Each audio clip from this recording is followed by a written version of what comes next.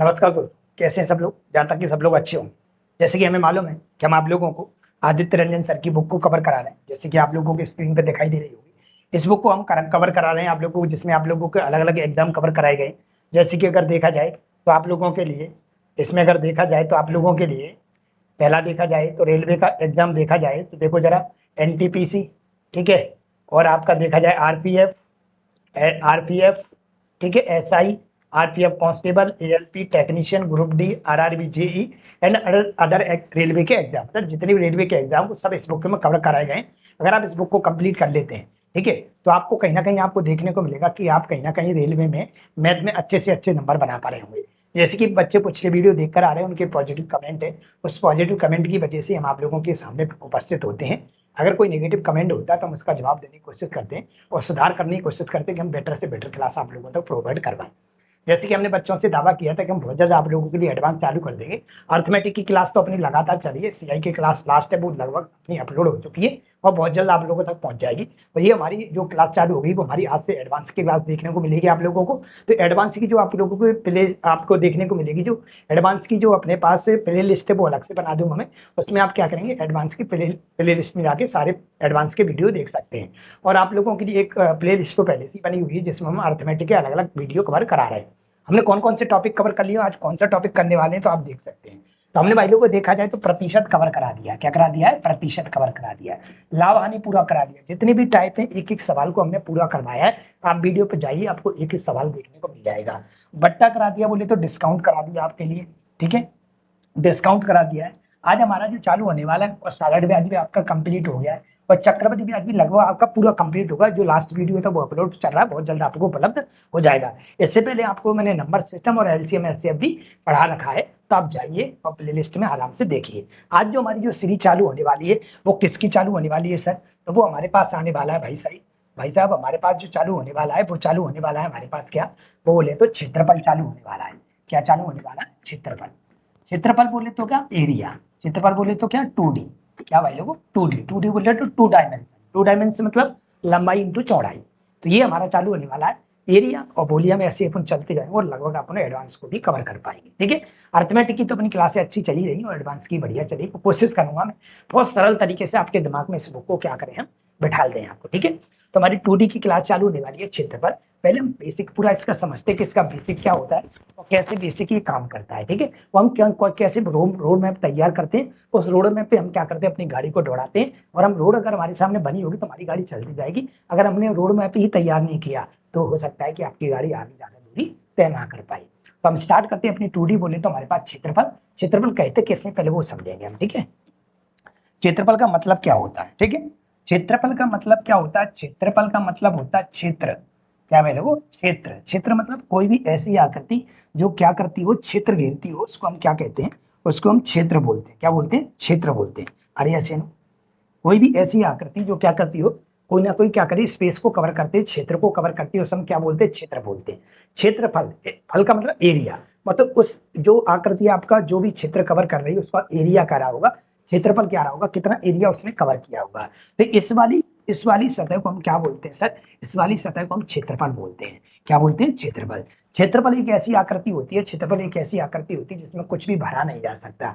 जैसे मान लेते फर्श, फर्श अगर प्लेन होगा तो उसमें आप कुछ नहीं भर सकते, पानी भी भरोगे तो क्या हो जाएगा, रुकेगा नहीं, क्योंकि उसमें ऊंचाई नहीं होती है ना। छत का अगर भी देखोगे नीचे से पानी लगाओगे तो उसमें पानी नहीं लगेगा, क्योंकि क्षेत्रफल में कुछ भी नहीं भर सकते। क्षेत्रफल जो शब्द होता है सिर्फ दो ही चीजों से मिलकर बना होता है, अपने दिमाग में बैठा लेना। चाहे वो किसी का क्षेत्रफल, चाहे वो आयत का हो, चाहे वो वर्ग का हो, चाहे वो घन का हो, चाहे वो पीड़न का हो, चाहे वो गोले का हो, चाहे वो शंकु का हो, किसी का भी क्षेत्रफल हो, उसमें सिर्फ दो वजह होंगी। मैं अपनी बात पढ़ा रहा हूँ, तुम अपनी बात पढ़े रहना। अगर मैं अपनी बात से मुकर जाऊं तो हम बोलना कि सर ये आपने क्या बताया था, ठीक है। सिर्फ अपने दिमाग में एक ही बात डाल दो, क्षेत्रफल से दो चीजों से मिलकर बना होता है, उनके हम बोलते हैं वैल्यू। क्षेत्रफल का मतलब होता है सिर्फ दो चीजों से मिलकर बना होता है, उसको बोलते हैं लेंथ इंटू ब्रेथ, बोले तो लंबाई इंटू चौड़ाई। लंबाई इंटू चौड़ाई से मिला के क्या बना है सर जी हमारा? सर हमारा जी बना हुआ है क्या? लंबाई इंटू चौड़ाई। पेन सही चीज काम नहीं कर रहा है। लंबाई इंटू चौड़ाई, ये दो चीजों से मिलकर हमारा क्या बना हुआ है? क्षेत्रफल बना हुआ है। इनके अलावा हम कुछ भी पढ़ने वाले नहीं है, इन्हीं को हम अप्लाई करके दिखाएंगे। तो क्षेत्रफल का मतलब होता है लंबाई इंटू चौड़ाई। पहली बात समझ में आएगी। अगला सर शब्द इसमें क्या यूज होगा? अगला इसमें शब्द होगा सर परिमाप। क्या कहलाएगा? परिमाप। परिमाप को हम सर कहते हैं परिमिति। क्या बोलते हैं? परिमिति। परिमिति को ही हम बोलते हैं परिमिति, परिमिति को ही हम बोलते हैं सर परिमाप, परिमिति, परिधि, क्या बोलते हैं परिधि सर, परिधि को ही हम बोलते हैं सर दूरी, दूरी को ही हम सबको, इन सबको जो बोलते हैं ना परिमाप, परिधि, दूरी, इन सबको बोलते हैं किसी भी आकृति का एक चक्कर, किसी भी आकृति का एक चक्कर, किसी भी आकृति का एक चक्कर ही हमारा परिमाप, परिमिति, परिधि या दूरी कहलाता है। ठीक है, किसी भी आकृति का मतलब हो सकता है वो ट्रायंगल हो, त्रिभुज हो सकता है वो आयत हो सकता है वो वर्ग हो सकता है वो चतुर्भुज हो, है ना, हो सकता है वो आपका बेलन हो। तो किसी प्रकार से देखा जाए तो क्या देखेंगे, परिमाप देखेंगे। ठीक है, बेलन में परिमाप नहीं होता, बेलन में वक्रपृष्ठ होता है। हम चर्चा करेंगे एक एक करके।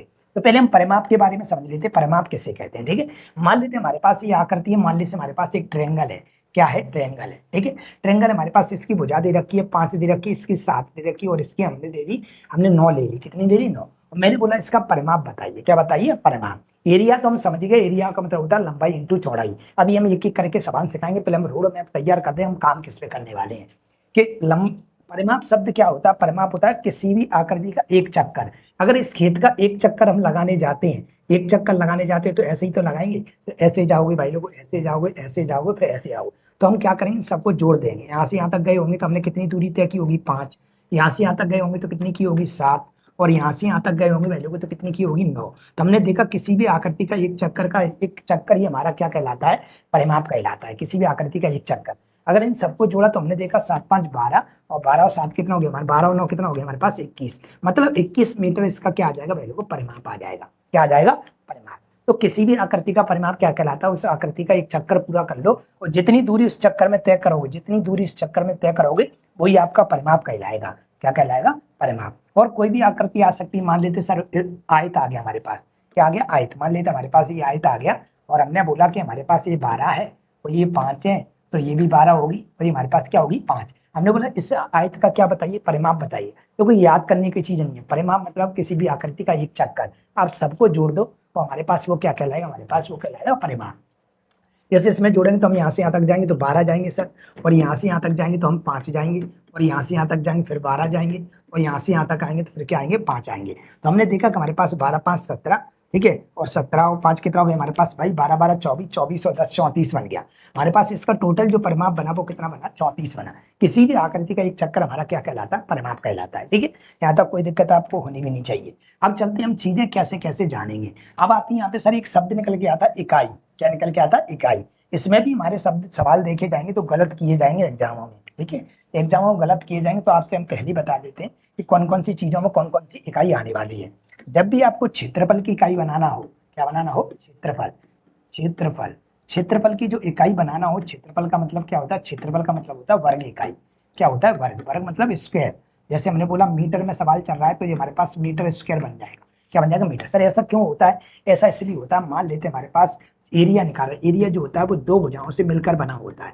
एरिया होता है वो दो भुजाओं से बनकर बना होता है, तो लंबाई को भी हम मीटर में मापते हैं और चौड़ाई को भी हम मीटर में मापते हैं। हमें पता है कि गुणा में घातें जुड़ जाती हैं, अब आधार समान होते हैं तो ये मीटर स्क्वायर बन जाता है। अगर हम सेंटीमीटर में माप रहे हैं तो centimetre square, centimetre square, centimetre square बन जाएगा सर।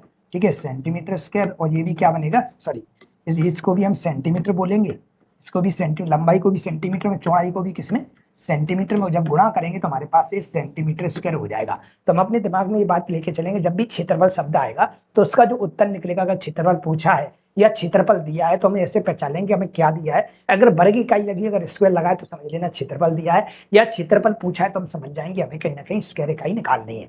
ठीक है, तो ये हमारे पास कुछ बातें हैं। ठीक है सर, ये तो किसकी बात होगी सर, क्षेत्रफल की होगी। अब क्षेत्र के अलावा कुछ क्या होता है, कुछ चीजें आपको मीटर, मीटर या सेंटीमीटर में मिलती हैं। तो ध्यान रखना, जो भी आपकी भुजा होगी, जो भी क्या होगी भाई लोगों, भुजा, जो भी आपको भुजा होगी, ठीक है, हम पहले बता के चल रहे हैं जो आपको जरूरत पड़नी, जो भी आपकी भुजा होगी वो भुजा या तो आपकी मीटर में रही होगी, या तो आपकी मीटर में रही होगी, या तो आपकी मीटर में रही, या फिर वो सेंटीमीटर में रहेगी। ठीक है, अगर मान लेते एक और चीज आपको परिमाप, क्या है, परिमाप, परिमाप, परिमाप, क्या भाई लोगों यहाँ पे, परिमाप। ठीक है, आज पेन सही से काम नहीं कर रहा, परिमाप। अगर हम परिमाप की बात करें तो परिमाप भी आपका या तो मीटर में आएगा या तो किस में आएगा, सेंटीमीटर में आएगा। तो क्षेत्रफल में आपको वर्ग स्क्वायर दिखाई देने वाला है, इसके अलावा और चलो छोटी सी बात बता देते हैं, क्षेत्रफल के अलावा कुछ भी आए समझ लेना वो मीटर में कहलाएगा या सेंटीमीटर, मतलब ओनली सिंगल वैल्यू में कहलाएगा। उसकी पावर ओनली एक रही होगी, उसके पावर ऊपर 2 पावर नहीं आएगी, 2 पावर सिर्फ क्षेत्रफल के ऊपर आएगी। इसके अलावा परिमाप, परिमिति, परिधि है ना, दूरी, लंबाई, चौड़ाई, ऊंचाई, जो भी कुछ पूछा जाए समझ जाना वो कहीं ना कहीं आपके मीटर या सेंटीमीटर में पावर 1 में कहलाएगा। ठीक है, चलते अब हम सवालों पे अपने हम देखते हैं कि हम क्या क्या सीखने वाले हैं और कैसे कैसे काम करेंगे। बड़े आसान तरीके से आप लोगों को सिखाएंगे, बस मेरे साथ बने रहना और एडवांस से आपको बिल्कुल छुटकारा मिल जाएगा, आप हंस के यहाँ पे नंबर बना पाओगे। शायद आपने बहुत सारे टीचरों से पहले पढ़ रखा होगा, एक बार हमसे भी पढ़ के देख लीजिएगा, शायद देखते कि एडवांस में कुछ हमारा कुछ उद्धार हो जाए तो हो जाए, तो हम बिल्कुल आसान तरीके से आपको सिखाएंगे। चलिए हम चलते पहले को अपने सवालों पे देखते हैं हमारे सवाल कहाँ से चालू होने वाले। तो हमारे सवाल चालू होने वाले नंबर 1 से ही चालू करेंगे हम। यस, ये हमारे पास टाइप नंबर फर्स्ट है और टाइप नंबर आपकी बुक में भी दे रखा है, नहीं तो आप हमारे पीडीएफ पे आकर सकते हैं, आप हमारे टेलीग्राम को ज्वाइन कर सकते हैं। टेलीग्राम को ज्वाइन करने के लिए आप छोटा से कमेंट करना पड़ेगा और कमेंट में हम आप लोगों को क्या करते हैं, लिंक प्रोवाइड करवा देते हैं, जिसके माध्यम से आप क्या कर सकते हैं, हमारे यहाँ से पीडीएफ डाउनलोड कर सकते हैं। नहीं तो आपके पास बुक है तो अच्छी बात है, नहीं है तो आप भी हमारे यहाँ से फ्री ऑफ कॉस्ट ले सकते हैं। चलिए, निम्नलिखित त्रिक में से कौन सा एक त्रिभुज की भुजाओं का माप हो सकता है? क्या हो सकता है? भुजाओं का माप हो सकता है। पहले हम ये समझ लेते हैं कि शब्द त्रिभुज क्या होता है। ठीक है सर, क्या होता है त्रिभुज? ठीक है, त्रिभुज के बारे में हम जान लेते हैं, फिर आप उन लोग जब ज्योमेट्री पढ़ेंगे तो ज्योमेट्री में और अच्छे से जानेंगे त्रिभुज किसे कहते हैं। ठीक है भाई, चलिए भाई पहले अपन लोग समझ लेते हैं कि त्रिभुज किसे कहते हैं, है ना। त्रिभुज का अगर टाइप नंबर फर्स्ट है, इसमें type number second, type number third, type number 4, इन सब में देखा जाए तो आप लोग को त्रिभुज के बारे में बताया, तो आप लोग पहले जानते हैं कि त्रिभुज किसे कहते हैं, त्रिभुज में हमें क्या क्या पूछा जा सकता है, हम कैसे कैसे बनाएंगे। तो हमारे पास त्रिभुज किसे कहते हैं, तो त्रिभुज हम कितने टाइप से त्रिभुज देखने को मिल सकता है हमें सवालों में। तो पहली बात आती है हमारे पास, सबसे पहले निकल के आएगा अपन लोग जो पढ़ेंगे उसको बोलते हैं समकोण त्रिभुज। क्या बोलेंगे? समकोण त्रिभुज, समकोण त्रिभुज। ठीक है, दूसरी बात आती है हमारे पास, दूसरा निकलेगा उसको हम बोल सकते हैं समबाहु त्रिभुज। क्या बोल सकते हैं? समबाहु त्रिभुज, समबाहु त्रिभुज। ठीक है सर, समबाहु त्रिभुज। अगर हम देखें तो अगला कौन सा निकल आएगा हमारा? समबाहु त्रिभुज। तो अब बात आती है अगला कौन सा आएगा, तो तीसरा नंबर निकल के आ सकता है हमारा विषमबाहु त्रिभुज। कौन सा? विषमबाहु, विषमबाहु त्रिभुज। सबके बारे में बताएंगे भाई लोग, विषमबाहु त्रिभुज। चौथा निकल के आ जाएगा हमारे पास समद्विबाहु त्रिभुज, समद्विबाहु, समद्विबाहु, द्विबाहु त्रिभुज। ठीक है, समद्विबाहु त्रिभुज। तो ये 4 टाइप के हमारे सवाल हमारे एग्जाम में पूछे जाते हैं, तो हम आपको इसके बारे में इसमें बता रहे हैं। और ज्यादा जानकारी जब हमारी पूछी जाएगी तो हम ज्योमेट्री जब पढ़ेंगे तब आप लोगों को और भी बताएंगे कैसे कैसे इन चीजों का निर्माण हुआ है। वहां पे हम यही देखते हैं कि एंगल कैसे आया और लाइन क्या होती है, मतलब हमारे पास जो रेखा होती है वो क्या होती है और कौन क्या होता है वो होता है, हम ज्योमेट्री में सीखेंगे। लेकिन हम यहाँ पे देख रहे हैं, हम एरिया निकाल रहे हैं या तो फिर परिमाप पूछे जाएगा आपसे या आपसे भुजाएं पूछी जाएंगी, ये हम यहाँ पे पढ़ेंगे किसमें? त्रिभुज में। हम किसके बारे में जानने वाले हैं, तो हमारे पास पहली बात आती है हमारे पास समकोण किसे बोलते हैं, समबाहु किसे बोलते हैं और विषमबाहु किसको बोलते हैं और समद्विबाहु किसे बोलते हैं। ठीक है, तो पहले हम सीखेंगे वाले समकोण त्रिभुज किसे कहते हैं।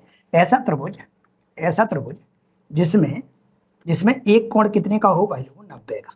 हमको ये पता है कि त्रिभुज के तीनों कोणों का जब योग होता है वो हमेशा 180 डिग्री होता है। त्रिभुज के सभी अंतः कोणों का योग 180 डिग्री कहलाता है। मतलब कोण कितने? 1, 2 और कितना? 3। इन तीनों कोणों को जब जोड़ा जाएगा तो योग कितना निकलेगा हमारे पास? 180 निकलेगा। कितना निकलेगा? 180। इसमें से एक कोण आपका 90 फिक्स होता है, इसी को हम समकोण बोलते हैं। क्या बोलते हैं? समकोण। 90 के सामने वाली भुजा को हम बोलते हैं भाई लोग को कर्ण। क्या बोलते हैं? कर्ण। ठीक है भाई लोग, हाइपोटेन्यूज बोलते हैं, कर्ण बोलते हैं। ठीक है, ये हमारे पास 90 डिग्री के सामने वाली भुजा को क्या कहते हैं? कर्ण कहते हैं। ये हमारे पास जो 2 कोण बचे हुए हैं, ये 2 कोण बचे, एक कोण ये बचा, एक कोण ये बचा है, इन दोनों कोणों का योग क्या कहलाएगा? 90 कहलाएगा, क्योंकि हमें 180 बनाने के लिए 90 की और जरूरत है। जहां पर हमारे पास ये 2 कोण बचे, इन दोनों कोणों का योग कितना कहलाएगा? 90 कहलाएगा। क्यों? 90 तो हमारे पास आ गया, 90 की और जरूरत होगी। इसका मतलब ये निकला कि हमारे पास ये 2 कोण कहलाएंगे, इसका मतलब ये 90 से छोटे आएंगे। 90 से जो छोटे कहलाते हैं उनको हम निम्न कोण कहते हैं। क्या कहते हैं? निम्न कोण। ज्योमेट्री जब पढ़ेंगे तो और अच्छे से हमारी खोपड़ी में सब कुछ हम बैठा देंगे।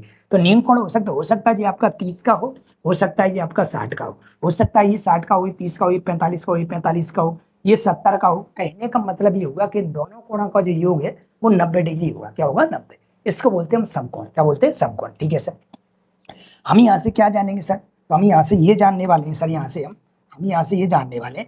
क्लास थोड़ी लंबी होगी लेकिन आप एक बार ही तो सीखना है। आप अलग अलग जहाँ आप एमपी पुलिस में बैठो, एमपी एसआई में बैठो, यूपी एसआई में बैठो, यूपी कांस्टेबल में बैठो या झारखंड की पुलिस में बैठो, चपरासी का पेपर, तो कहीं का भी तो चीजें तो यही है ना लेकिन हमें बार बार सिलेबस को खरीदना पड़ता है बार बार। एक बार अगर आप समझ लिए तो आपको सवाल यही पढ़ाया जाएगा, बस वहां से नंबर्स चेंज कर दिए जाते हैं और लैंग्वेज बदल जाती है, बाकी सब यही है, हल करने का तरीका यही है भाई।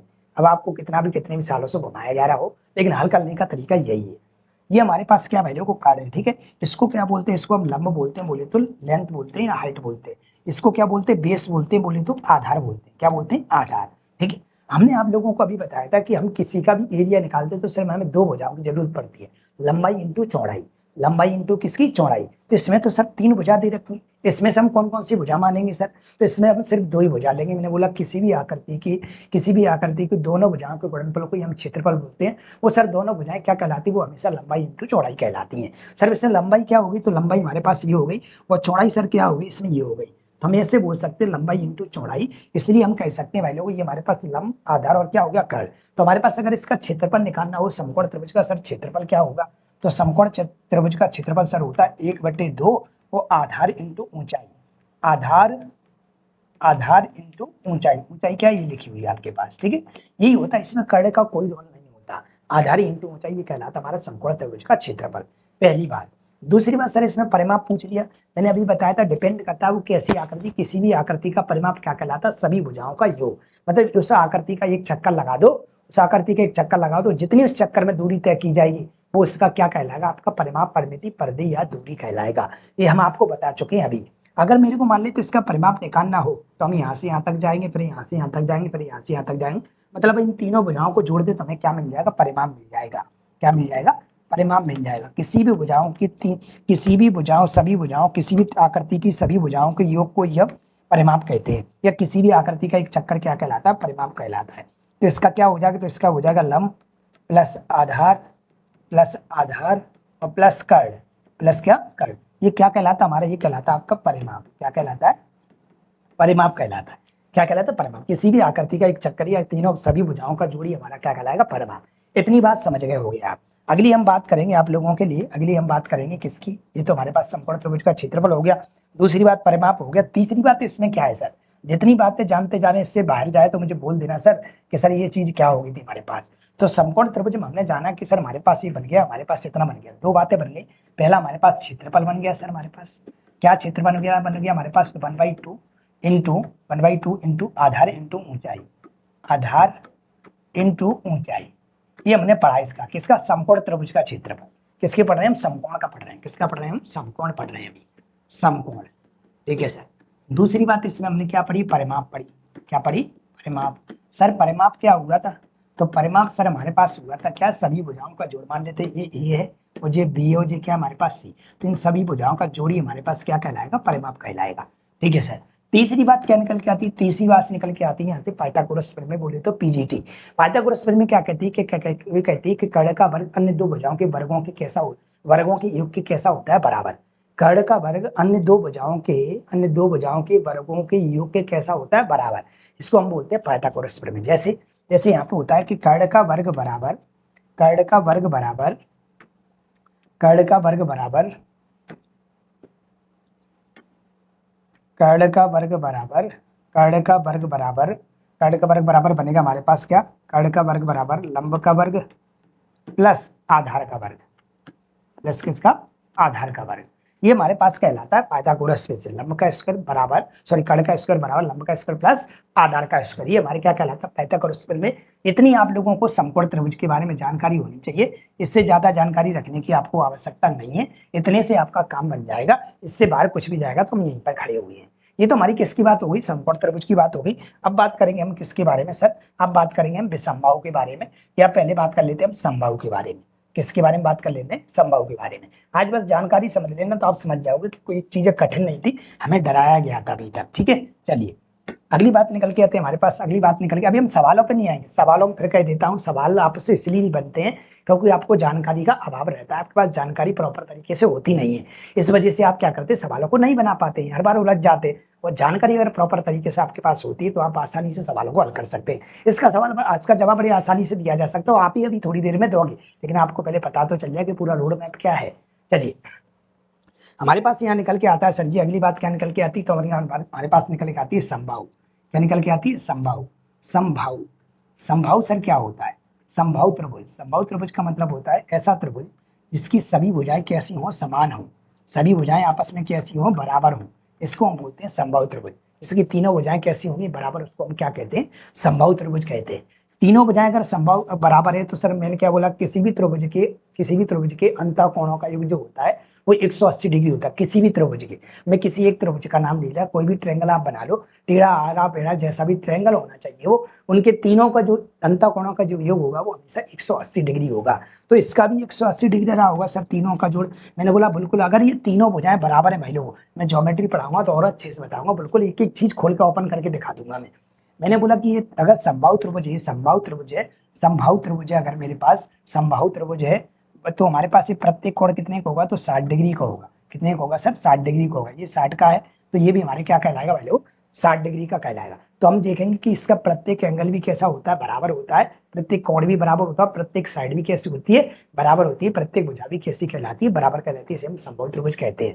सर इसमें एक चीज और होती है, इसमें अगर देखा जाए तो इसकी हाइट आप लोगों से कभी कभार पूछ लेता है। क्या पूछ लेता है, हाइट पूछ लेता है। इसको बोलते हैं अपन लोग हाइट, के बीच में आपको दिखाई दे रही है, इसे हम बोलते हैं समबाहु त्रिभुज की ऊंचाई कहते हैं। क्या कहते हैं, ऊंचाई। ठीक है सर, तो हमें क्या क्या पूछा जा सकता है इसमें, तो वही बात पूछी जाती है। सबसे पहले आप लोगों से समबाहु त्रिभुज का क्षेत्रफल पूछा जाएगा। क्या पूछा जाएगा, क्षेत्रफल पूछा जाएगा।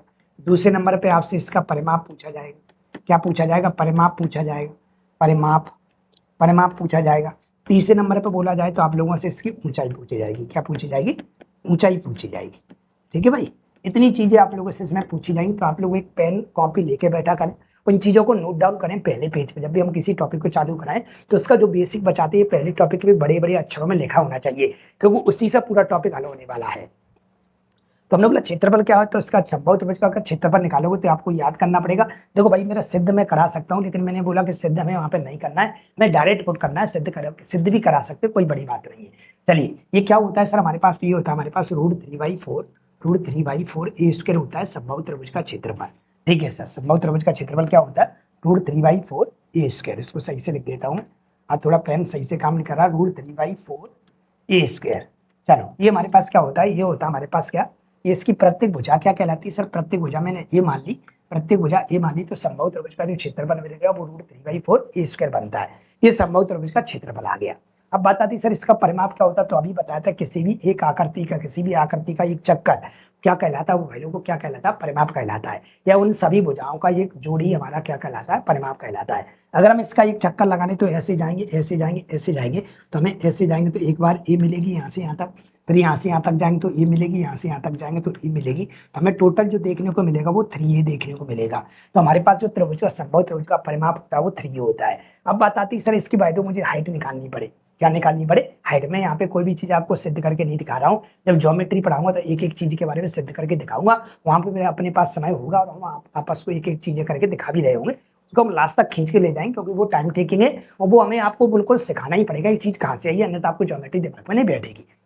यहाँ हमारे पास अगर ऊंचाई की बात करें तो इसकी ऊंचाई आप लोग याद कर लेना क्या होती है ऊंचाई, तो ये होती है पहले वो √3/2 ए। ये हमारे पास क्या होती है, इसकी समबाहु त्रिभुज की क्या होती है, ऊंचाई होती है। ये तीन फॉर्मूले हमारे क्या करेंगे, इसमें काम करेंगे, किसमें, हमारे समबाहु त्रिभुज के क्षेत्रफल में। या समबाहु त्रिभुज का जो भी हमारे पास कुछ पूछा जाएगा वो सब कुछ हमारा यहाँ से हैंडल होने वाला है, इसको अच्छी तरह से छाप लेना। या आप स्क्रीनशॉट भी ले सकते हो, मैं साइड से हो जाता हूँ, ठीक है भाई लोग, आप स्क्रीनशॉट भी ले सकते हो। चलते हम अगली टाइप पे, अगला हमारा क्या कह रहा है वो देखिएगा। अगला हमारा क्या कह रहा है वो देखिएगा, मैं एक एक चीज को आपके सामने बिल्कुल अच्छी तरह से पेश कर देंगे। आपने पढ़ रखा होगा, अच्छी बात है, बहुत सारे टीचरों से अच्छी बात है, लेकिन हम उन बच्चों की जरूर हेल्प करना चाहें जिन बेचारे बच्चों को पढ़ने में तो मन लगता है लेकिन किसी कारण से चीजें समझ में नहीं आ पाती, या तो उन्हें वो टीचर नहीं मिल पा रहा जिसके मन की बात उनके सामने रख पाए, जैसे वो चाहते हैं वैसे कुछ चीजें रख पाएंगे तो हम आसानी से समझ सकते हैं। चलिए, तो हमने जानी, अब हम कौन सा जानेंगे, हम विषमबाहु त्रिभुज के बारे में जानेंगे। किसके बारे में जानेंगे, हम विषमबाहु त्रिभुज के बारे में जानेंगे। विषमबाहु त्रिभुज क्या होता है, विषमबाहु क्या होता है, विषमबाहु त्रिभुज का मतलब होता है सर, विषमबाहु त्रिभुज का मतलब होता है ऐसा त्रिभुज जाकी तीनों साइड कैसी हो, अलग अलग हो। जैसे ई वाली ई साइड है, ई वाली बी साइड है और ई वाली क्या है, सी साइड है। ये तीनों साइड कैसी कहलाएंगे, तो सर अलग अलग कहलाएंगी। तीनों साइडें कैसी होंगी, अलग अलग होगी, इसको हम बोलते हैं विषमबाहु त्रिभुज। अगर सर ये तीनों साइडें अलग अलग तो इनके एंगल भी अलग अलग होंगे, बिल्कुल होंगे। तीनों के एंगल कैसे कहलाएंगे, अलग अलग कहलाएंगे। इसको हम पहले को θ1 नाम दे देते, इसको हम θ2 नाम दे देते और इसको हम θ3 नाम दे देते। लेकिन हम ये जानते हैं कि θ1 प्लस θ2 और प्लस थीटा थ्री तीनों का जो जोड़ कहलाएगा वो 180 कहलाएगा। त्रिभुज के तीनों अंतः कोणों का योग जो कहलाता है वो हमेशा 180 डिग्री ही होता है, चाहे वो कितने कितने के एंगल बन सकते हैं, लेकिन तीनों का जो जोड़ आएगा वो 180 डिग्री आएगा, कोई भी ट्रायंगल हो। तो हमारे पास एक क्या कहलाता है, विषमबाहु त्रिभुज कहलाता है, जिसमें सारी साइड कैसी होती हैं, अलग अलग होती हैं, सभी भुजाएं कैसी होती हैं, अलग अलग, और सभी भुजाएं अलग अलग होने के कारण यहाँ पे सभी एंगल भी कैसे होते हैं, अलग अलग होते हैं, सभी कोण भी कैसे होते हैं, अलग अलग होते हैं। तो हमने देखा ये बात ठीक है सर, हमारे पास आ गई, तो यहाँ से क्या क्या सर पता कर सकते हैं। पहली बात यहाँ से निकल के आती है सर, इसका क्षेत्रफल क्या होता है, विषमबाहु त्रिभुज का क्या होता है सर, क्षेत्रफल क्या होता है। तो क्षेत्रफल इसका होता है, पहले वो हेरोन का सूत्र जानते होंगे आप लोग, क्या होता है जी, एस माइनस ए, एस माइनस बी और एस माइनस सी, इसको माइनस लगा लेना, एस माइनस सी। ये हमारे क्या कहलाता है, ये हमारे पास विषमबाहु त्रिभुज का क्षेत्रफल का फॉर्मूला होता है। जहाँ एस क्या है सर, यहाँ पे एबीसी तो मुझे समझ में आ रहा है, ए भुजा है, बी भुजा है, सी भुजा है, ए भुजा है, बी भुजा है, सी भुजा है। सर एस क्या है, एस यहाँ पर जो होता है लोग, एस को बोलते हैं अर्ध परिमाप। क्या बोलते हैं, अर्ध परिमाप, अर्ध परिमाप। सर अर्ध परिमाप का मतलब क्या, परिमाप, अर्ध परिमाप का मतलब होता है कि परिमाप को आधा कर दो। परिमाप क्या होता है, किसी भी आकृति का एक चक्कर जो होता है वो क्या कहलाता है, आपका परिमाप कहलाता है, लेकिन उसको अभी आधा कर दे तो हमारा एस का मान कहलाएगा। वो क्या कहलाएगा, एस का मान। तो एस का मान कभी भी निकालना, या हिंदी में लिख के आ सकता है अर्ध परिमाप, या एस लिख के दे सकता है, या आपको डायरेक्ट कह देगा एस का मान निकालिएगा, तो हम ये कहेंगे कि ए प्लस बी और प्लस क्या, सी, और इसको हम आधा कर देंगे सर, तो हमें देखने को मिलेगा ये हमारे पास जो आएगा वो हमारा क्या कहलाएगा, एस का मान कहलाएगा, या अर्ध परिमाप का मान कहलाएगा। ठीक है, ये दो फॉर्मूले हमको इसमें पता होना चाहिए, जो क्या करेंगे, विषमबाहु त्रिभुज को हमारा सॉल्व करवाएंगे। ठीक है, हम आपके सामने सवाल में कुछ और दिक्कत होगी तो हम और जानकारी प्रोवाइड करवाएंगे, वे भी कर रहिएगा आप लोग। चलिए भाई, ये तो सर किसकी बात होगी, विषमबाहु की होगी। और सर क्या बताएंगे, तो हम ये कहना चाहेंगे, अब थोड़ा सा मैं आपको एक एक सवाल आपको प्रोवाइड करवा देता हूँ सबका, जिससे आपको क्या होगा, कोई परेशानी नहीं होगी, जैसे आप आसानी से सवालों को हल कर सकते हैं। ठीक है, सबसे पहले हम चलेंगे भाई लोगों एक एक करके, तो हम चलते हैं भाई लोगों किसमें, हम चलते हैं पहली वाली स्लाइड, या इसी पे चल रहा है तो इसी को देख लेते हैं।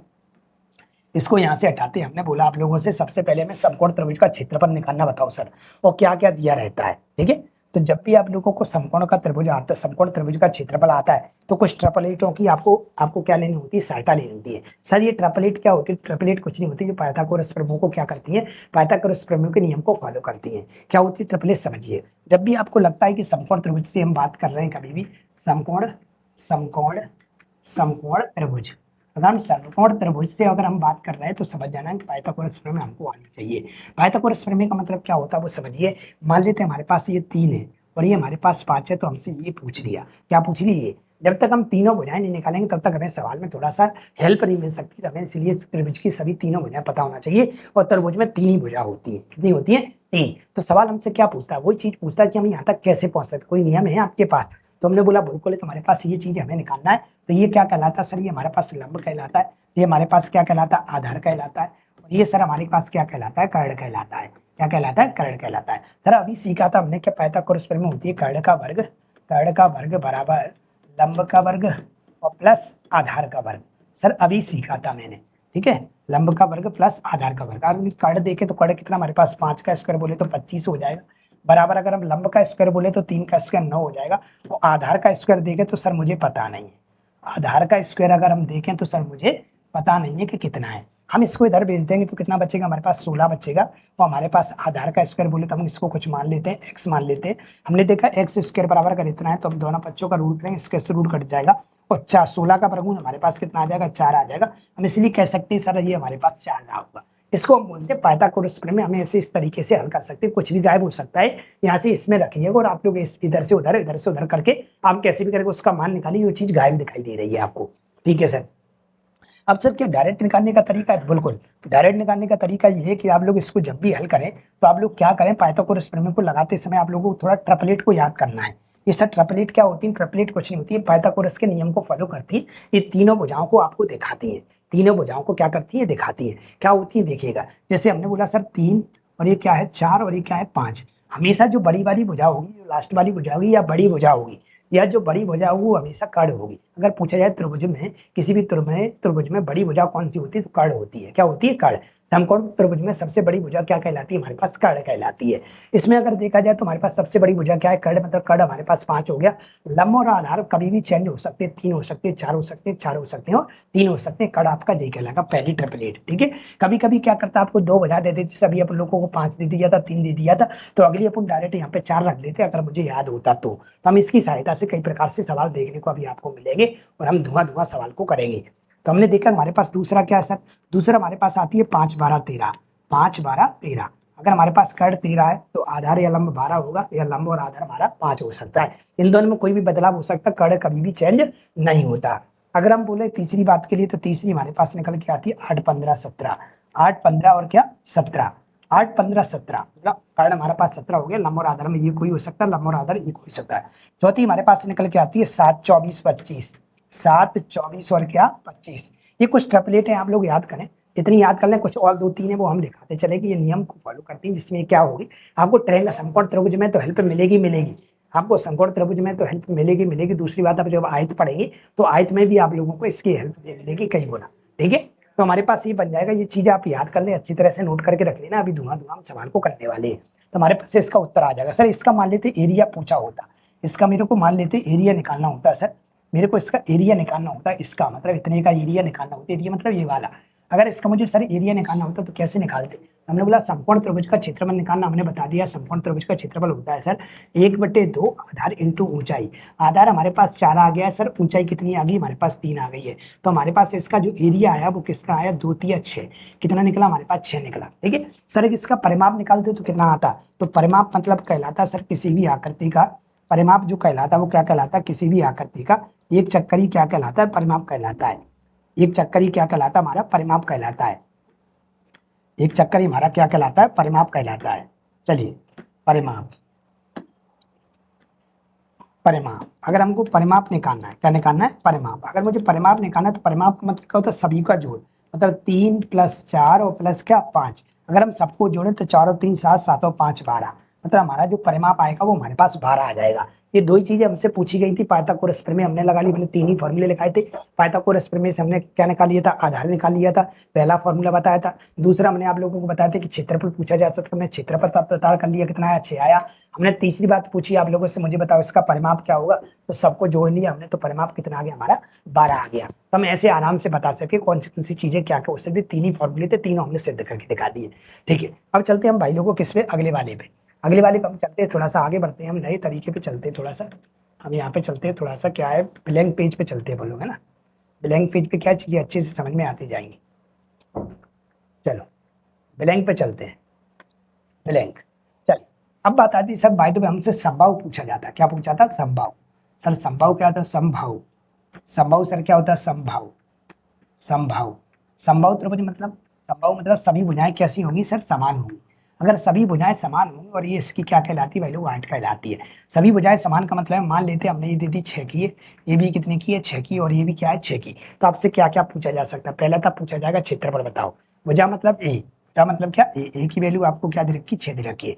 पहली बात पूछी जाएगी कि क्षेत्रफल बताइए। क्या बताइए? क्षेत्रफल बताइए। तो क्षेत्रफल क्या होता था? अभी बताया था मैंने, √3/4 √3/4 √3/4 ए स्क्वायर होता है। कितना होता है? √3/4 ए स्क्वायर होता है क्षेत्रफल। ठीक है सर। √3/4 लिखा मैंने, और ए का मान हमारे पास 6 दे रखा है, तो हम यहाँ पे 6 × 6 लिख लेंगे। 6 × 6 कितना होता है सर? 36 होता है। तो ये हमारे पास बन गया √3/4 36। अगर काटेंगे तो ये 9 आ जाएगा। 9 को आप आगे लिख दो, इसका मतलब 9√3 बन गया। ये भी गुणा में लिखा और ये भी गुणा लिखा, चाहे आप आगे लिख लो चाहे पीछे लिख लो। 2 के गुणा में 3 लिख लो या 3 के गुणा में 2 लिख लो, उत्तर तो 6 मिलेगा। चाहे इधर गुणा में इधर लिख दो, चाहे इसको इधर लिख दो, बात एक ही है। तो इसका हमारे पास ये क्या देखने को मिल गया? एरिया देखने को मिल गया। कितना आ गया सर एरिया हमारे पास? तो एरिया आ गया सर हमारे पास 9√3। अगला क्या पूछा जा सकता है? अगला पूछा जा सकता है सर परिमाप बताओ। क्या बताओ? परिमाप। अगर हम परिमाप निकालेंगे तो परिमाप का मतलब होता है सभी भुजाओं का जोड़। आप ऐसे जाओगे, ऐसे जाओगे, ऐसे जाओगे, तो सबको जोड़ोगे, नहीं तो आप लोगों को डायरेक्ट मैंने लिखा दिया 3a, मतलब 3 × a का मान कितना है? 6, और 6 तिया कितना हो जाएगा भाई लोगों? 18 हो जाएगा। तो आप इस प्रकार से इसको क्या कर सकते हैं? बता सकते हैं। ठीक है। तीसरा क्या पूछा जा सकता है सर? तीसरा पूछा जाएगा आपसे, इसकी ऊंचाई पूछी जाएगी। क्या पूछी जाएगी भाई लोग? इसकी ऊंचाई। और ऊंचाई क्या होती थी? ऊंचाई मैंने अभी लिखाई थी आप लोगों को, तो ऊंचाई मतलब होता है सर हमारे पास क्या, √3/2a। ए इसकी क्या होती है, हाइट होती है, कि आप इसकी हाइट बता सकते हो इसकी तरीके से। तो हाइट कैसे निकालेंगे, हम यहाँ क्या करेंगे, h बराबर हमारे पास आ जाएगा √3/2। ए का मान हमें पता है कितना है, 6। हम यहाँ पे 6 लिख देते हैं, लोग जैसे ही 6 रखोगे तो ये 3 बार कट जाएगा, तो ये हमारे पास आ जाएगा 3√3। ये इसकी क्या निकल के आ जाएगी सर, हमारी ऊंचाई निकल के आ जाएगी। ऊंचाई हमारे पास कितनी होगी सर हमारे पास, तो हमारे पास ऊंचाई बन चुकी है सर कितनी, 3√3। ठीक है सर, ये 3 बातें पूछी जाती हैं आप लोगों से। एक तो आपसे क्षेत्रफल पूछा जाएगा, दूसरा आपसे क्या पूछा जाएगा, ऊंचाई पूछी जाएगी, तीसरा आपसे परिमाप पूछा जाएगा। इन्हीं के हिसाब से हमारा सवाल बनने वाला है। अगला चलते हैं हम विषमबाहु पे। किस पे चलते हैं लोग, विषमबाहु चलते हैं। विषमबाहु का मतलब क्या है, विषमबाहु का मतलब है विषमबाहु, विषमबाहु, विषमबाहु। विषमबाहु त्रिभुज का मतलब क्या है, सभी भुजाएं कैसी हों, अलग अलग, ए बी और क्या सी। तो इसका एरिया क्या होगा, जैसे हम कोई भी भुजा मान लेते हैं सर, यहाँ पे हम यहाँ पे कोई भी भुजा मान लेते हैं, जैसे हम यहाँ पे कोई भी भुजा मान लेते हैं। इस ट्रायंगल में हमने बोला ये हमारे पास दे रखी है, ये हमारे पास 5 दे रखी है, और ये हमारे पास 7 दे रखी है। ठीक है, और ये हमारे पास 7, 5, 12, और ये हमने मान लिया ये हमारे पास दे रखी, मान लेते 12 ही दे रखी है। चलो, हमने बोला कि इसका एरिया बताओ, इसका एरिया क्या आएगा या इसका परिमाप क्या आएगा, इसका एरिया क्या आएगा या इसका परिमाप क्या आएगा। तो इसमें 2 चीजें पूछी जा सकती है, या तो आपसे एरिया पूछा जा सकता है या फिर आपसे परिमाप पूछा जा सकता है। एरिया अगर मेरे को इसका निकालना, तो मैंने बोला ये भुजाएं कैसी अलग अलग हैं, तो अलग अलग है, तो हमने विषमबाहु त्रिभुज का क्षेत्रफल भी लिखाया था।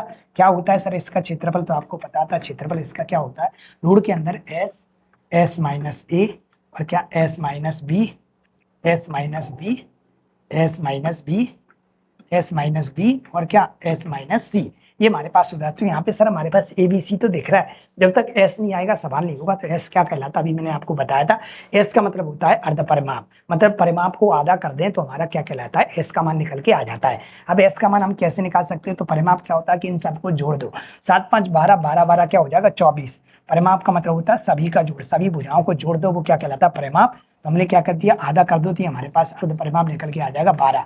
ये हमारे पास क्या निकल के आ जाएगा भाई लोग 12। इसको थोड़ा हटाना पड़ेगा यहाँ पे, क्यों, थोड़ा सा मैंने गलत मान लिया, इसको 12 मत मानना, क्यों, 12 में से 12 जाएगा तो ये पूरा 0 हो जाएगा, 0 हो जाएगा, तो पूरा एरिया 0 हो जाएगा। ऐसा पॉसिबल नहीं है, यहाँ पे मुझे कुछ और मानना पड़ेगा। यहाँ पे मैं ऐसा करता हूँ 10 मान लेता हूँ। क्या मान लेता हूँ सर, मैं 10 मान लेता हूँ। क्या मान लेता हूँ, यहाँ पे 10 मान लेता हूँ। ठीक है, यहाँ मैंने क्या मान लिया, 10 मान लिया। जैसे हमने 10 माना तो हमारे पास कितना हो गया 12, और 12, 10, 22, ये हमारे पास 22 बन गया, बटे में 2 लिखेंगे तो हमारे पास ये कितना आ जाएगा, ये हमारे पास 11 निकल के आ जाएगा। कितना निकल के आ जाएगा, 11, मतलब एस का मान 11 आ गया। यहाँ पे रखेंगे तो ये हमारे पास 11 बनेगा, और 11 में से अगर हम भाई लोगों को 5 घटाएंगे, एस माइनस ए, एस का मान 11 रखना है, और 11 में से ए हटाना, ए हमारे पास कितना है 5 है, इसको मैंने ए मान लिया, इसको मैंने बी मान लिया, और इसको क्या मान लिया सी। अगर हम 11 में से 5 घटाएंगे तो 6 बचेगा, है ना, कितना बचेगा सर, 6 बचेगा हमारे पास। कितना बचेगा, 6 बचेगा। और 11 में से हम 7 हटाएंगे, मतलब बी, 11 में से अगर हम 7 हटाएंगे तो हमारे पास कितना बचेगा, 11 में से 7 हटाएंगे तो 4 बचेगा सर हमारे पास। और 11 में से अगर हम 10 हटा दें तो हमारे पास कितना देखने को मिलेगा, 1 मिलेगा। इन सब का अगर हम गुणा करेंगे तो हमने देखा कि यहाँ से 4 का वर्गमूल तो पॉसिबल हो जाएगा, रूट के अंदर लिखिए, 4 का वर्गमूल तो बाहर निकल आएगा, कितना आ जाएगा सर, 2 आ जाएगा, वो अंदर कितना हो जाएगा 11 × 66। तो हमको लगभग जो उत्तर देखने को मिलने वाला वो 2√66 देखने को मिलेगा। ये मीटर में भुजा होंगी तो मीटर स्क्वायर कहलाएगा, और सेंटीमीटर में भुजा रही होगी तो सेंटीमीटर स्क्वायर कहलाएगा। क्षेत्रफल की जो इकाई होती है वो वर्ग इकाई होती है, क्या होती है, वर्ग इकाई। मेरी बात आप अच्छी तरह से समझ पा रहे होंगे। जो एरिया, वॉल्यूम या जो भी हमारे पास जितना भी एडवांस का जो पार्ट है, इसमें बेसिक का बहुत बड़ा खेल है, वो सब कुछ आपको रोड मैप लंबे तरीके से समझना पड़ेगा, तब हम सवालों को कर पाएंगे। ये हमारे पास आ गया क्षेत्रफल। अगर मेरे से परिमाप पूछा जाता तो परिमाप तो आप आराम से बता ही सकते हो सर, इसका परिमाप कितना आएगा, तो परिमाप तो अभी आपने बता ही दिया कि हमारे पास 7 और 5, 12, 12, 10, 22 सभी भुजाओं का जोड़ी हमारा क्या कहलाता है, परिमाप कहलाता है सर। तो ये क्या था, ये अर्ध परिमाप था। इसका मतलब होता है अर्ध परिमाप। क्या होता है, अर्ध, मतलब परिमाप को क्या कर दे, आधा। इतनी बात आप लोग समझ गए होंगे कि हम सवालों को कैसे कैसे सेट कर पाएंगे। ठीक है, अब बात आती है सर इसका क्या मतलब है। आपको बस एक बात हम बताना चाहते हैं, किसी भी ट्रायंगल का अगर आपको एरिया निकालना है, चाहे वो आपका विषमबाहु हो, चाहे आपका वो समबाहु हो, चाहे वो आपका समकोण हो, चाहे आपका वो समद्विबाहु हो, तो आप मान लेते किसी का फॉर्मूला भूल गए हो, आपको एरिया निकालना है किसी का, तो आप इसके तरीके से आराम से निकाल सकते हो। इसके तरीके से आप निकालोगे, सही उत्तर निकलेगा। जैसे हम एक सवाल आपको दिखा देते हैं। अभी अपन लोगों ने एक समकोण त्रिभुज का क्षेत्रफल निकाला था, तो हमने बोला था इसको 3 मान लिया था, इसको 4 मान लिया था, इसको 5 मान लिया था, और इसका क्षेत्रफल निकाला था 1/2 आधार इंटू ऊंचाई। कार्ड का इसमें कोई रोल नहीं है, आधार इंटू ऊंचाई, मतलब आधार 4 है, ऊंचाई हमारे पास 3 है, 2 से काटा था, 2×2 = 4, तो इसका एरिया जो निकला था 6 निकला था। कितना निकला था, 6। हम इससे करके देते हैं क्या सर, इससे भी इतना ही आएगा भाई लोग, पक्का आएगा, क्योंकि इसका एक ही तरीका है कि आप कोई भी एरिया निकालना चाहते हो तो आप संभव त्रिभुज के क्षेत्रफल से आराम से पता कर सकते हैं। सर कैसे? तो पहले तो हम एस का मान निकाल लेते हैं। एस के उत्तर पर कुछ 6 आना चाहिए, इससे भी तो हमने ले एस का मान निकालेंगे अगर, तो कितना होगा, 4 3 7 7 और 5 12, 12 में 2 का भाग देंगे तो ये 6 आ जाएगा। सर कितना आ जाएगा? 6। अब चलते हम मान रखते हैं यहाँ पे, तो एस की जगह तो 6 आ जाएगा सर, एस की जगह तो कितना आ जाएगा सर? 6 आ जाएगा, यहाँ 6 आ गया। अब 6 में से कितना घटेगा? 3, ये घटेगा ना, 6 में से 3 घटेगा तो कितना बचेगा? 3 बचेगा। फिर 6 में से कितना घटेगा? 4, तो कितना बचेगा? 2 बचेगा। और 6 में से कितना घटेगा? 5, तो कितना बचेगा? 1। रूट के अंदर चल रही है हमारे पास, अभी मल्टीप्लाई करें, 6 दूनी 18, 18 दूनी 36, 36 से 36, तो मैंने देखा रूट के अंदर 36 है, 36 का वर्गमूल कितना निकला? 6।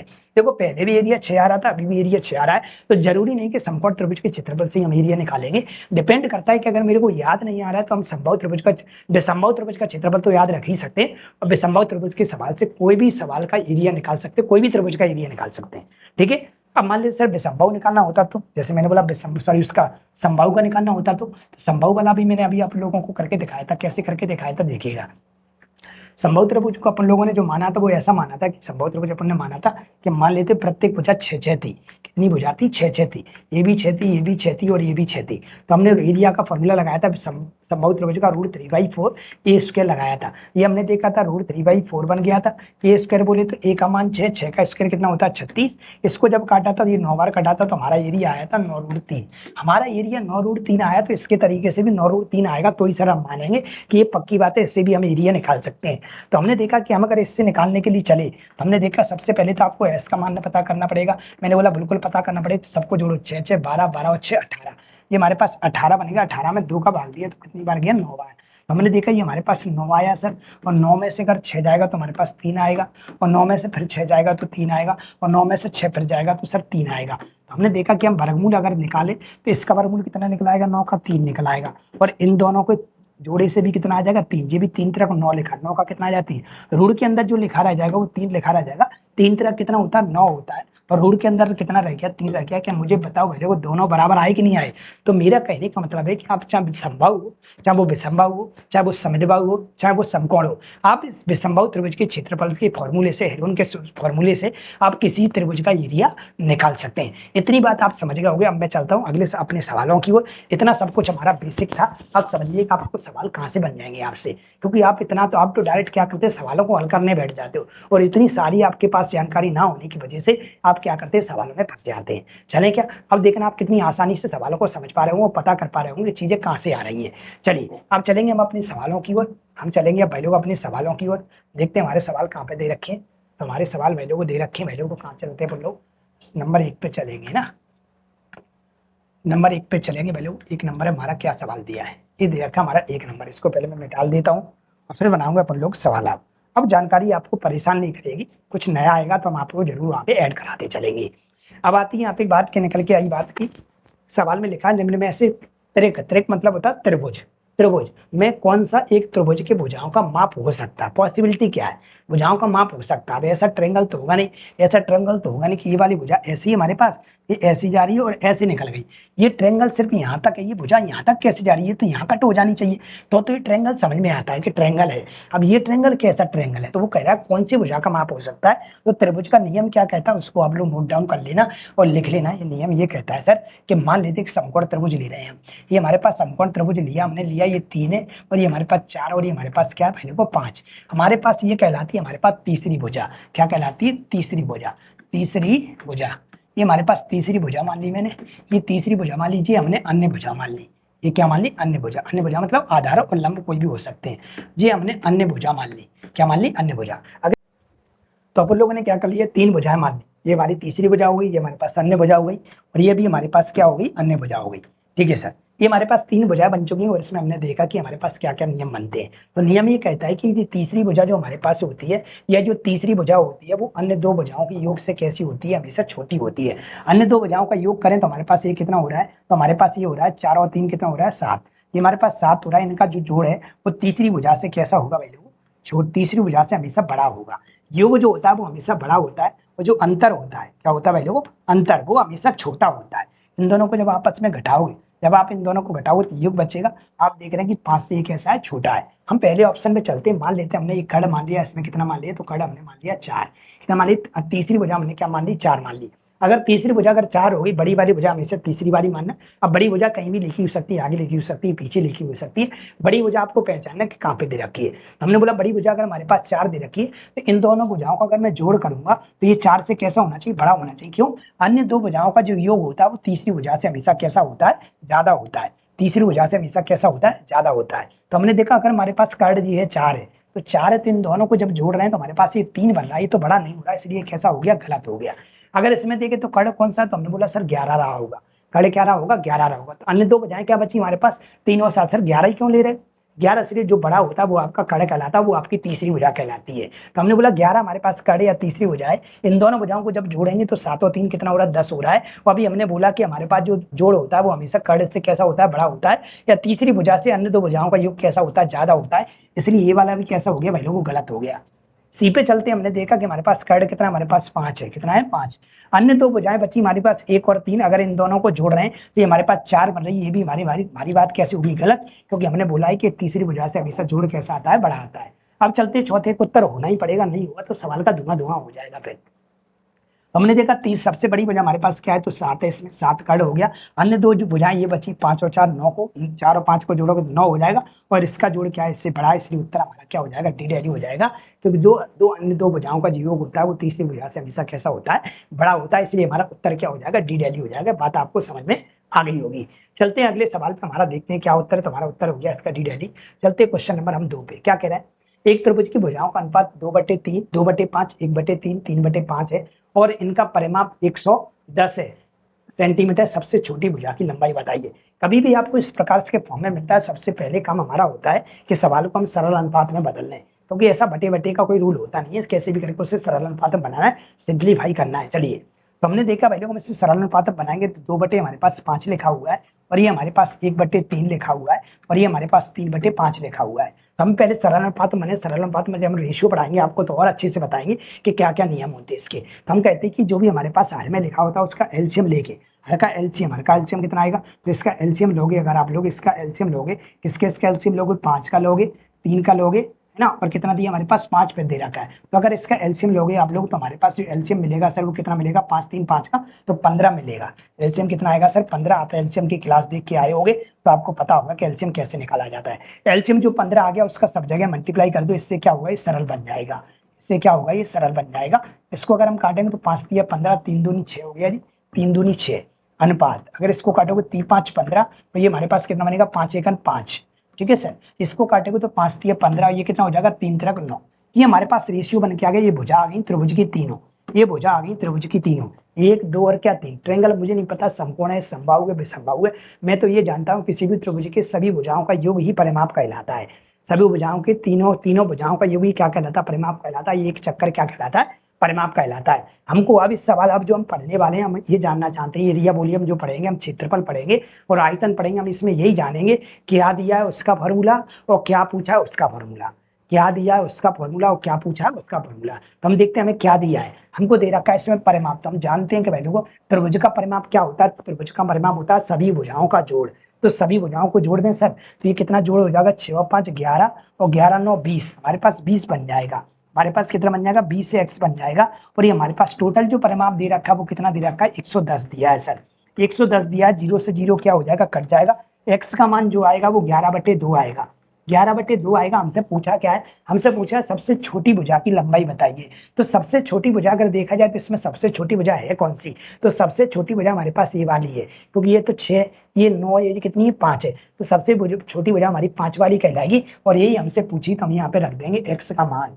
x का मान कितना आ गया, तो 5 × 11/2 आया है। कितना आया है, 11/2 आया है। काटा पीटी करोगे तो ऊपर गुणा करो, 11 पंजे 55 हो जाएगा। और 55 का आधा आप लोग जानते होंगे 27.5 होता है। कितना होता है, 27.5 होता है, जो कि ऑप्शन नंबर किसमें लिखा हुआ है, ए में लिखा हुआ है। सबसे छोटी भुजा की लंबाई ये रही होगी। क्या मेरी बात समझ पा रहे हैं आप लोग? अब तो बस समझना है, सवालों में कुछ भी नहीं है। चलते हम अगले सवाल पे। क्वेश्चन नंबर हमारा है क्या, 3। क्या कर रहा है क्वेश्चन नंबर 3, एक त्रिभुज की एक भुजा की लंबाई इसकी सबसे छोटी भुजा के दुगने से 7 मीटर अधिक है।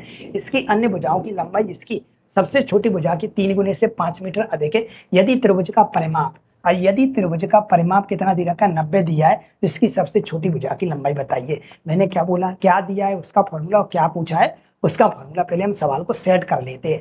अब अगर हम सेट करेंगे तो सबसे छोटी भुजा मैंने ए मान ली, फिर दूसरी भुजा बी मान ली और तीसरी भुजा क्या मान ली, सी मान ली। ठीक है सर। त्रिभुज की एक भुजा की लंबाई इसकी सबसे छोटी भुजा की भुजा से दुगने से 7 मीटर अधिक है। ठीक है, त्रिभुज की लंबाई सबसे छोटी भुजा बोल रहा है तो इसको मैं सबसे छोटी भुजा मान लेता हूँ, छोटी भुजा मान लेता हूँ मैं इसको, वो आपकी इच्छा है छोटी। और ये मान लेता हूँ मैं लंबाई रही होगी, क्या रही होगी, लंबाई रही होगी, इसको एल मान लेते तो कोई दिक्कत नहीं है। ठीक है, इसको मैं क्या मान लेता हूँ, एल मान लेता हूँ। लो अब की इच्छा जैसे मानने चाहो। एक त्रिभुज की एक भुजा की लंबाई, एक भुजा की लंबाई मतलब ये एक भुजा की लंबाई इसकी सबसे छोटी भुजा के दुगने से 7 मीटर अधिक है। सबसे छोटी भुजा हम एक्स की मान लेते, इसकी जो लंबाई इसके दुगने से 7 मीटर ज्यादा है। उसने जैसा जैसा बोला है हम वैसा वैसा लिखते चलेंगे। उसकी जो लंबाई है उसकी सबसे छोटी भुजा की दुगना, दुगना मतलब इसका एक्स का डबल करो और फिर 7 करो तब लंबाई आ पाएगी, तब लंबाई आ पाई। मान लेते भुजा 10 रही होगी तो 10 का डबल क्या हो जाएगा 20 और 20 में 7 जोड़ो तो 27 हो गया। मान लेते लंबाई दुगने से भी 7 ज्यादा रही होगी, 10 का डबल कितना हो गया 20 हो गया, 20 में 7 जोड़ोगे 27 हो जाएगा। मैं मान रहा हूँ, माना कि x 10 होता तो ऐसा होता, तो नहीं पता है तो हम ऐसा लिख रहे हैं। मान लेते छोटी भुजा x है तो दुगने से 7 ज्यादा क्या लंबाई, क्या भला एक भुजा की लंबाई, कोई भी भुजा रही होगी। ठीक है सर। अब वो बोल रहा है इसकी अन्य भुजा की लंबाई, इसकी अन्य भुजा की लंबाई, अन्य भुजा कौन सी बची, एक यही वाली बची, ये दोनों डिसाइड हो चुकी है। अन्य भुजा की लंबाई इसकी सबसे छोटी भुजा की लंबाई, सबसे छोटी भुजा की लंबाई के 3 गुने, सबसे छोटी भुजा की लंबाई के 3 गुने से 5 मीटर ज्यादा है।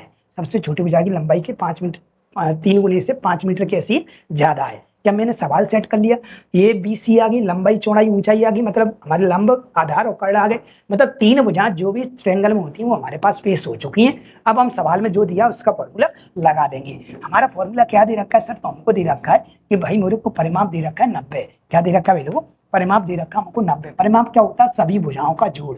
अगर हम सबको जोड़ेंगे तो x के साथ x जुड़ेगा, x के साथ x जुड़ेगा, तो x एक x जीरा, 2x जीरा, 2 और 1 से 3x हो गया, और 3 जे लिखा है, 3 3 2 5, 5 और 1 6, यहाँ पे 1 लिखा होता है दिखता नहीं, टोटल 6x बन गया।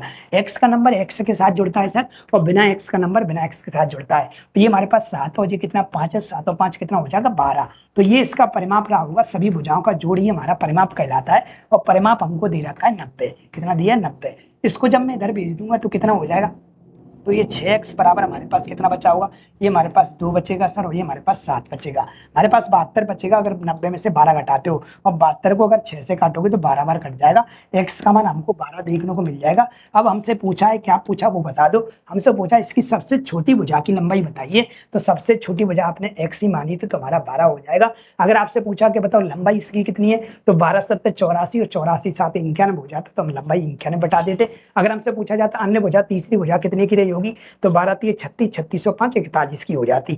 जो जो पूछा जाएगा वहां मान रख देंगे तो हमारा उत्तर हमारे सामने पेश हो जाएगा। चलते हैं हम अगले सवाल पे। क्वेश्चन नंबर हमारा अगला है, क्वेश्चन नंबर 4। एक त्रिभुज के आधार की लंबाई संगत ऊंचाई से 7 सेंटीमीटर अधिक है।